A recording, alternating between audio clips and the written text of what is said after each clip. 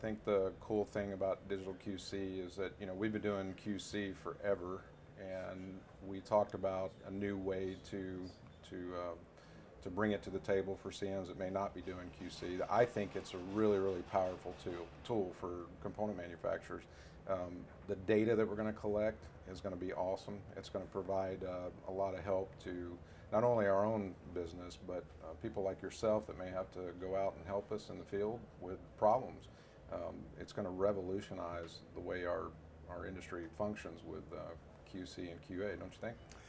Yeah, and so why don't you tell us a little bit from that vantage point about your point of view with respect to issues that you may face in the field and what your vision is for solving problems in the field downstream using the digital QC tool. So the old process, really it was a tool for us to use in-house just to help us better control our quality coming off of our production lines.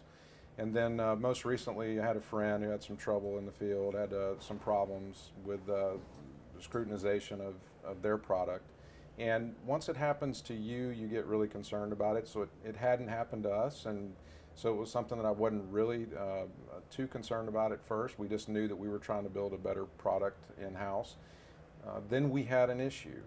The issue was not easily identifiable where the concern came from, whether it was a building inspector, whether it was just the framer fussing about the quality of the product.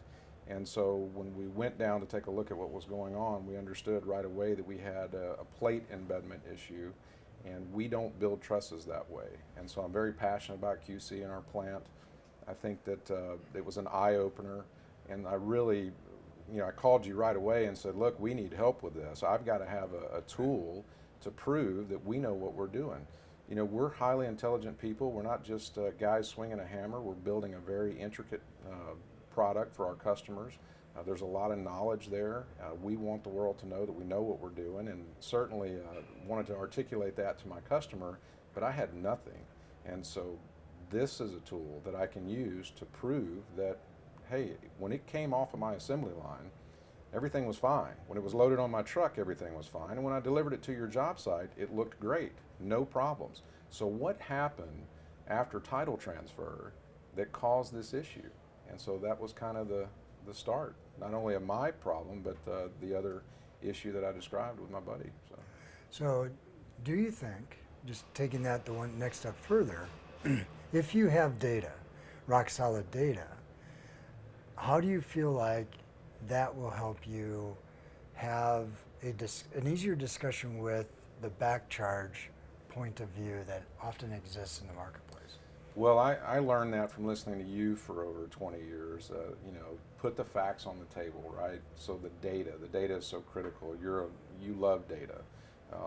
I believe that it will be rock solid. It's something that I can go back to my customer with and present, and at least have something to show them that we know what we're doing. So the more data we collect, the better off we're going to be. I think people are scared of that in some respect because of the exposure.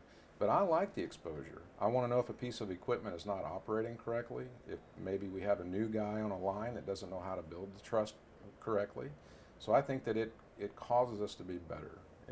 It's going to prove to the world that we know what we're doing and that we're serious about the product that we're manufacturing. Yeah, so one of the things that I've heard, just in terms of the concern about data, because data is a double-edged sword. And so when you think about having more data, can that be used as an indictment or an advantage?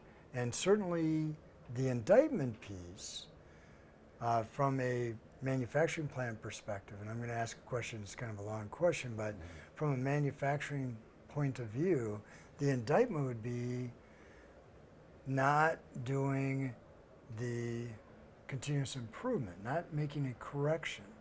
So as you take a look at QC going forward and having the data, what is going to be your mission from a management perspective inside your plant to take away the risk of having data downstream that somebody would say, well, you really don't have a QC plan because your data shows you don't. That there may be ways to have a conversation again because of your management system? Well, it's kind of like being a doing forensic research, and that's what you like to do. I like to do it as well. So I want to know where the problem's coming from. So I don't look at it as a threat. I don't look at the exposure as a problem. If I can prove that we know how to build a quality product and that we don't have issues coming off of the assembly lines, then that should set my customer at ease. If there are problems, so I'll air out my dirty laundry. It was a multifamily or student housing project, and one side of the truss had connector plates that were pulling out. So obviously we were concerned about that because our truss equipment was manufacturing the product correctly. As a matter of fact, immediately after we saw it, we went down there and checked it, did our testing on the embedment, everything's fine. So what happened? What happened from the time that we delivered it, so the call that we've got that we have a problem? And those are things that I like to know. I want to know what's going on in my plant. So I'm not worried about the exposure to someone in the field, because I think those conversations need to be had. If they're having issues and they're concerned about it, or inspectors are scrutinizing our product in the field, then it's going to make me better. Let's say I do have a problem. Well, I need to eradicate it. I need to find it quickly and get it out so that we can continue to build a good product. So one of the things we're thinking about, obviously, as we take a look at the QC process, is management information systems. So there's two facets to this. One is, how do we end up having better information in the field and extol the virtues of the component manufacturing operation and its quality for providing very reliable structural framing, to the implant management piece, whether that be training, whether that be looking at machinery, obviously control charts. How, as you're the committee chair for QC, how do you see us, staff, and our members working together to get that to provide meaningful information? So one of the things that we're doing is gathering a lot more data. So think about, you have to go back to the old school way with the vellum and all your reports that you're going into the office and entering the information. You can't tell hardly from one line to the next who's outperforming the other. There's too much there that you're having to put on the shoulders of someone to present some kind of chart. But with this and the help of staff, we can start analyzing each individual line and their performance and who's producing a better product. And so that's going to help us have some interaction with our guys in the shop to, I always say iron sharpens iron. So if one guy's building a little bit better product than the next, maybe that's going to force a little bit of, competition there, and they'll want to do the very best they can to build a good product right next to the guy, that's doing the better job than maybe he is. So I look at it as a tool, not just in the field, to help us with somebody like yourself who's an expert witness to maybe a problem, but to help us internally get better. So what about kind of managing by line and machinery, and do you think there's any potential for having early warnings on maintenance, those kinds of things? Absolutely. Yeah, it'll open the doors to a lot of different things that we're not able to get from the old system. I don't really like to compare it to the old QC process because it really is not the same thing. This is really not about QC. This is much bigger than QC. It's truly a way for us to sharpen everything, not just internal management, but our perception in the field as well. So it's pretty neat. Yeah, but I would like to know from you, so we talk about what people are concerned with the exposure or the unintended consequences. So what do you say? I know what I tell people, but you're the guy, right, with all the knowledge. So. As we take a look at, from our vantage point, the entire group and our entire SBCA, we have a Framers Council. We have to be concerned about their point of view. We work very closely with NCSEA, National Council of Structural Engineers Association. We have to be concerned about their point of view. And so this started with somebody measuring, an engineering firm that doesn't know anything about our industry, measuring 3/32 of an inch plate embedment gaps and saying that plate, that joint didn't work. Well, guess what? The truss was in the air, it was holding load. It was actually holding a whole family or students in a room. So it's working, But nevertheless, the TPI standard said it didn't work. And so obviously without data, that says, or the data that's in the standard with no pushback on that, said we have a joint that doesn't work, so it's got zero capacity. Well, that caused us to begin to rethink the way we're talking about QC, because it's really difficult as engineer to engineer in an environment that's adversarial to have a persuasive argument without data, because they're not going to believe it. And you didn't have the data. We had no data. Right. And the easiest way to get out of a situation like that is to be able to say, and this is in a nutshell our vision from the beginning, is if I have one of those trusses on the job that has a QR code that I can attach to a truss that was in the plant and has a born-on date at the plant, and I've got a picture there and a picture here, and they're the same or different, we can begin to ask the question, why are they different? Or if it's the same, it wasn't a manufacturing issue. But if it was really good in the plant, and it's not good here, was it installation? Was it handling? Was it weathering? None of those questions could be asked. The instantaneous default for engineers outside of our industry, where they don't understand our industry, oh, truss manufacturer has a problem. Truss manufacturer bad. It's way more complicated all the time than that. So with a digital process, we can use statistical quality control. We can attach data where anybody can go through this process and say, has something changed from the born-on date? So as you very well know with TPI 1 in the contracts, when we turn over title to a different owner, at delivery, they should check those trusses, because we'd really like to have it checked and repaired. And when they start installing those trusses, they, by law, have to check them again. Check and repair. And if the time comes when we actually have them installed and everything's done, we can have them checked again after the installation, because it's a lot easier to repair them prior to HVAC, plumbing, electrical in.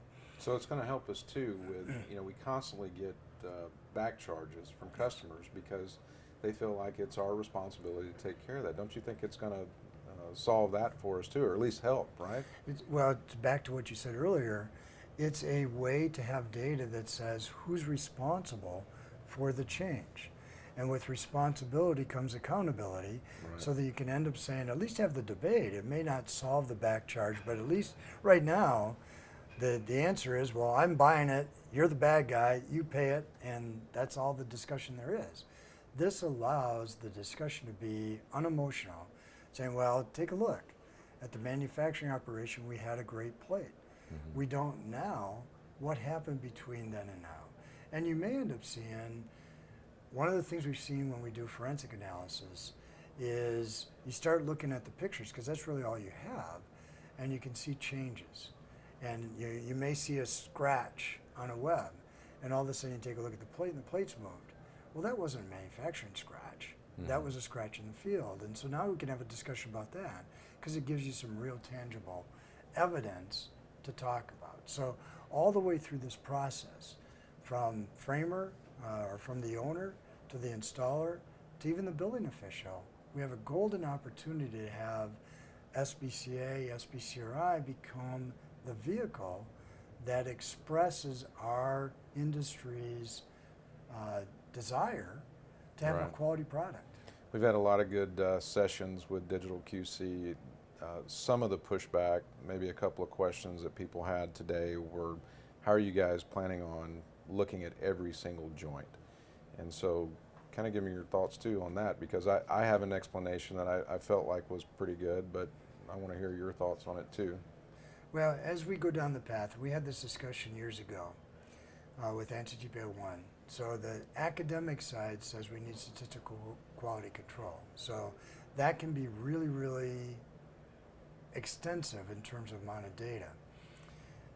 This was intended to make that process streamlined. And if we get more data, and the data is not hard to accomplish, now we have more statistical reliability. That's going to help us. Yeah, I've had a ton of people come up to me by going down to the booth and looking at the demo of how awesome this product is going to be for them. So it's pretty neat to see.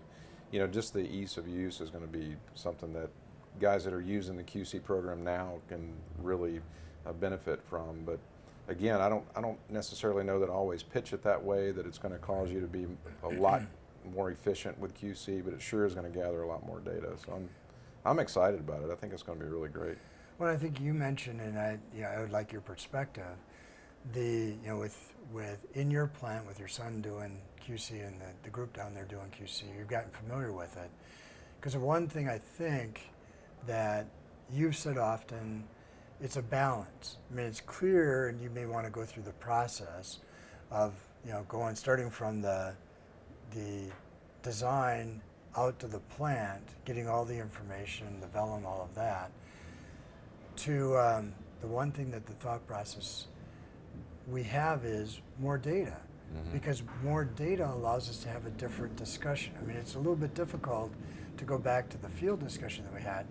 You need a few trusses on that job to end up having people feel good about, well, there's more than just one truss out there that's right. been.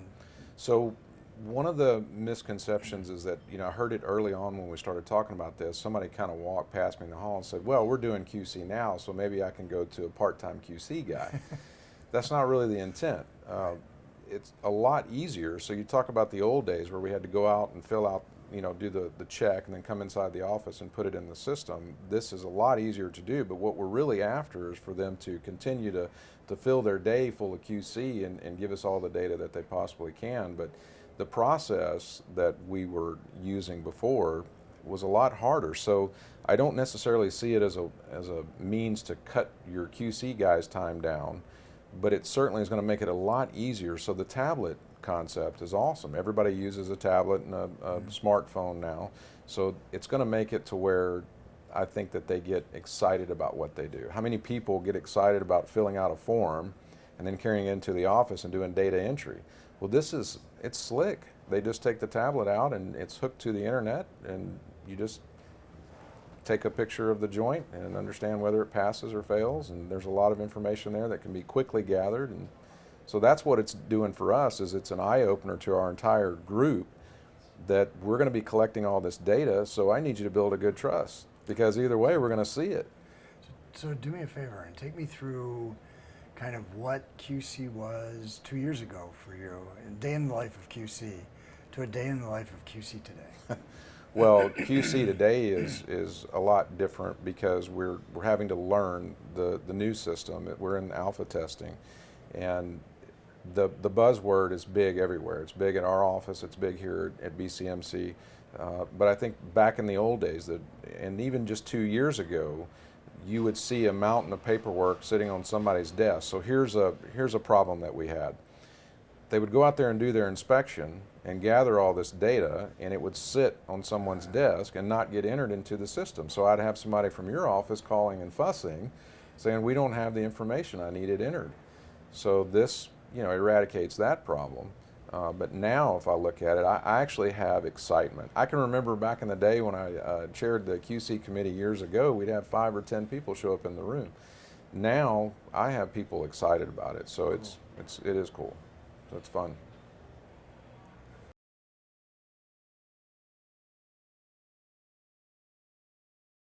In-plant QC, totally different than third party. I'll tell you, it was an eye-opener here a few weeks ago. We were at a meeting, and even some guys on the exec had no idea what we were doing, so we talked about that. We're not articulating what our intention is here. So a lot of people have third-party inspections. They come out quarterly and check trusses for moisture and things like that. But that's not the original intent of QC program. It's the in-plant QC, to where you were trying to make sure that your plant was operating inside of the boundaries of quality control, with some data entry that you could see in a chart that you guys would present to us after we sent you the data.